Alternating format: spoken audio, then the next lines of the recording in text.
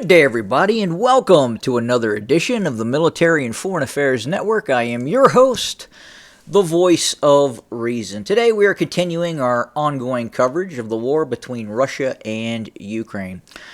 And obviously, what is making the headlines around the world is Joe Biden.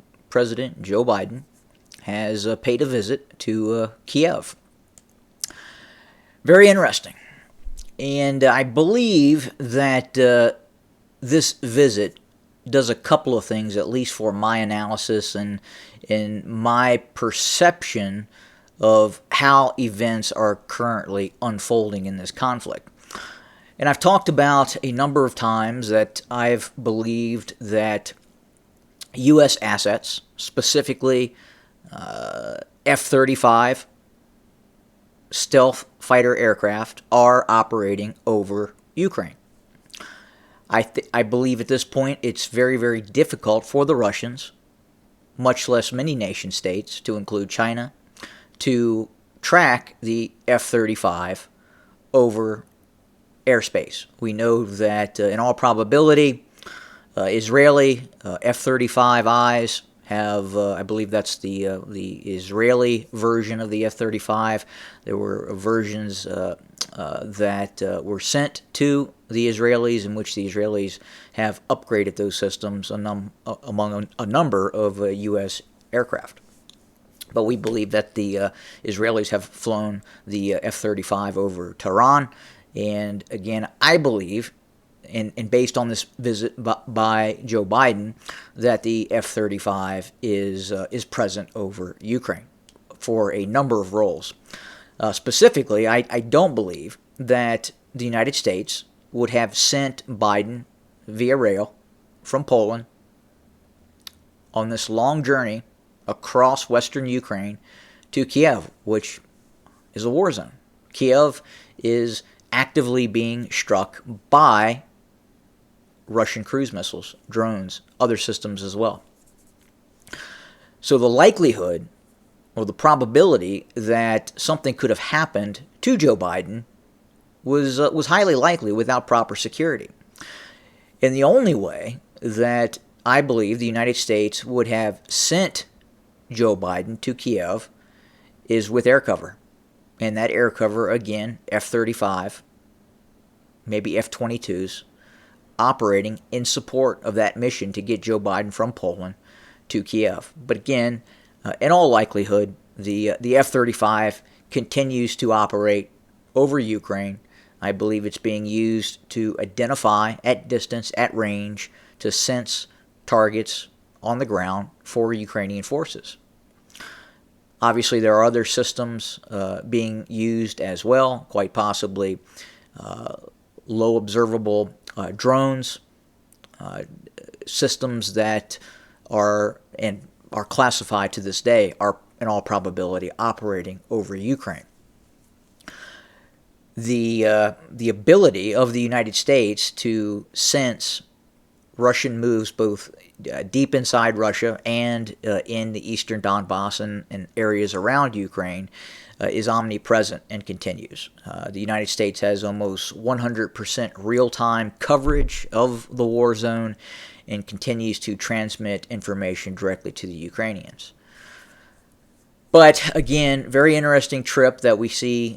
We see Biden take this trip to Ukraine. He has pledged another arms packages. At this point, I believe the arms packages are even difficult at this point to really track and know what is being sent. We have a idea, and we know that obviously HIMARS and javelins and in-laws and high-speed anti-radiation missiles, harpoons, in all probability, ground-launched small-diameter bombs will be sent. Main battle tanks, in all likelihood, will start to pop up. So it really runs the gambit at this point on what's being sent, and then just the sheer magnitude of what is being sent is really incredible.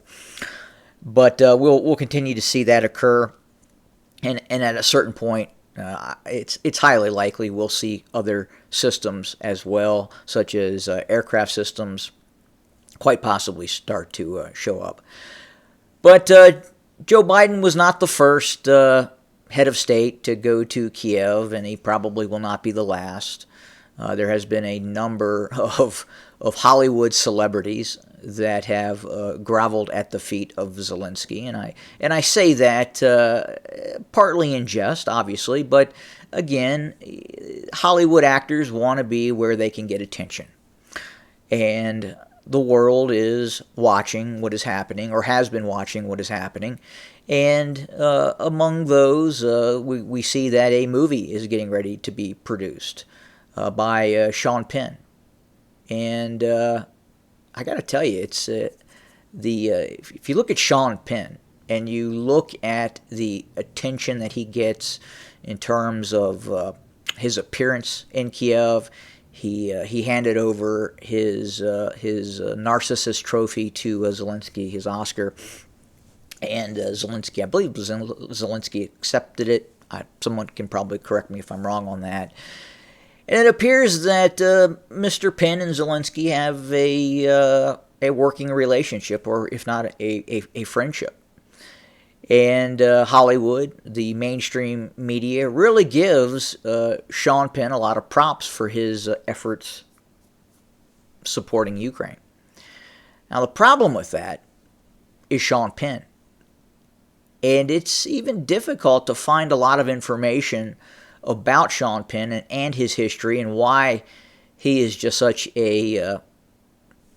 really a bad human being. I think Sean Penn would probably admit that. I mean, if you go back in time, and if Sean Penn were to do some of the things that he has done in the past, especially in the 80s, or late 80s, I mean, he almost killed Madonna. Most people don't know that today, but he took a baseball bat and would have probably killed Madonna. He actually struck her in the head, and he was charged, and he has been charged with numerous assaults here in the United States, specifically, which is just really atrocious. He has a propensity of assaulting the lesser actors on the shows, the movies, and programs that he does. And in the past, he's been charged with assaulting extras and just people who have very, very small roles, who are just scraping by a meager existence in Hollywood.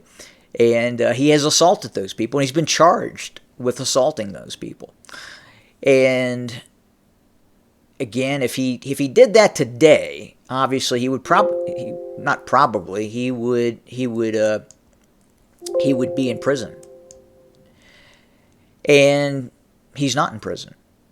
He's able now to travel the world, go to Ukraine, have his world's eye view on what he believes, and he can do that. But again, I think people, especially here in the United States, who may be a Sean Penn fan and don't know his background and just what a violent person this guy is, and they take what he says, and it is the word of God, and it shouldn't be, because he is a most foul human being.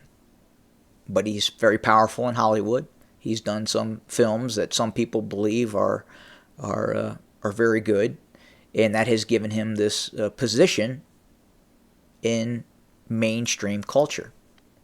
But again, go back into the 80s, almost killed Madonna with a baseball bat, and have assaulted a number of women that he was in relationships with, and then again assaulting various lesser-known actors and extras in Hollywood films. Multiple incidents of this has been reported. Some have gotten him charged, and then others, most I would believe, have been swept under the rug. But the information that I have, and I have heard, is he is a most foul human being. And again, where is he? In Kyiv, groveling at the feet of Volodymyr Zelensky. So enough of that, but we'll continue to watch what is happening in terms of this relationship between Zelensky and Biden. Zelensky obviously is, at least on the surface, fairly charismatic individual. I would imagine that when Zelensky was here in the United States, he started to develop a relationship with Biden, and that has led to the visit that we've seen within the last 24 hours. But we continue to see very, very heavy fighting taking place. We'll cruise over to the main area of where some of the most heaviest fighting is taking place. Again, in and around Bakhmut continues to be an area where we are seeing some of the most heaviest fighting, incredible amounts of casualties on both sides as infantry forces continue to battle for control of Bakhmut. The urban areas on the outskirts and closer to the center of the city continue to be a place of extreme violence and fighting that is taking place between a variety of Russian forces, Wagner forces, Spetsnaz forces, airborne forces, and obviously a host of Ukrainian units are also in Bakhmut, including their version of Special Operations Forces, Territorial Defense Forces, motorized rifle brigades. But again, the Ukrainians appear to be all in on the defense of Bakhmut in the areas around Bakhmut. And we'll have to see how this eventually pans out. Again, as I've talked about earlier yesterday, we continue to see this very large buildup of Russian forces around Ukraine in terms of fixed-wing aircraft. Right now, we believe Russia has positioned in excess of 300 to 400 strike aircraft that could be preparing for a rather large and possibly extended air campaign, not just along the line of contact, along the front lines in eastern Donbass, but more of an operation going deeper into Ukraine, and I've called that Russian shock and awe. Again, I call that in reference to the U.S. invasion of Iraq, when the mass media was talking about the U.S. Would launch its shock and awe operation, where it would strike a lot of high-value targets inside of Iraq. And we anticipate that we will probably see the same sort of efforts by Russian forces against targets inside of Ukraine. Again, I believe at this point we'll probably see the targeting of key crossings across the Dnieper River. We will also see possible targeting of entry points along the Polish-Ukrainian border. That is going to be pivotal to stopping the inflow of Western arms, main battle tanks, armored infantry fighting vehicles, munition that is flowing into Ukraine.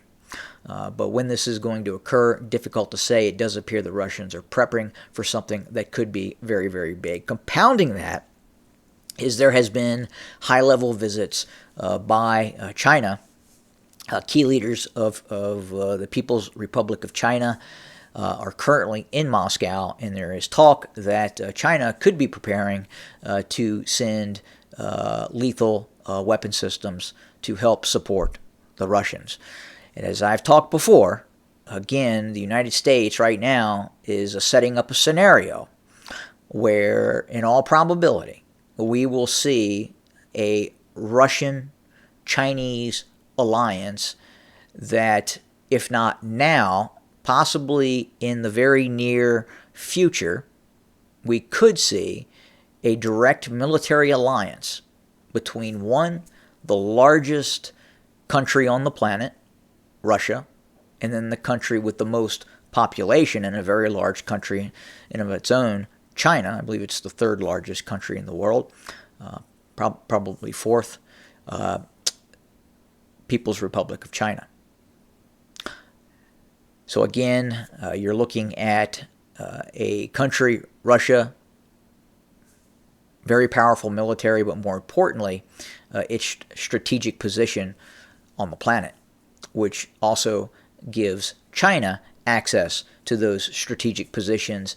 If there were ever for a war to occur between China allied with Russia against the United States and other Western allies, difficult to say what that would look like, what that alliance would look like, but nonetheless, we could anticipate that at the very least, in terms of a fighting alliance, you would have China, you would have Russia, you would have North Korea, in all probability you would have Iran as well, and it's highly likely Venezuela would join in, and then again, just those nation states. Significant population base, very, very large military-industrial complex, especially China. And then obviously, right now, you're seeing a lot of experience being gained by the Russians. In this war that is taking place, a war that has not been seen on the planet, I would say, since the 1950s, quite possibly the 1940s, in terms of near-peer industrial warfare. And the reason I say 50s is because of the Korean War. But even that war probably pales in comparison with the industrial capacity that both, say, Ukraine and Russia has currently. And again, Russia, as it continues to mobilize, as it continues to gain experience in this conflict, is only going to get stronger. I get that the mainstream media gives a perception, gives the idea, the premise that Russia is being degraded militarily, possibly in the short term. Is Russia in a weaker position now than it was at the onset of hostilities? Quite possibly. Is that status quo going to continue? No, it's not. Russia is going to mobilize. It is mobilizing now. It's mobilizing both personnel, and it is also mobilizing its military-industrial complex, and it is also learning. And as I've talked about before, the Russian military that you will see in 5 years is going to be far different than the Russian military you have observed at the onset of this conflict. Guarantee it. And we're starting to see that transform and take shape now with some of the doctrine changes that we're seeing inside of the Russian military. So we'll continue to watch. We will continue to observe. We will continue to report. Thank you for joining us today. More to come very, very soon. And as always, have a good day.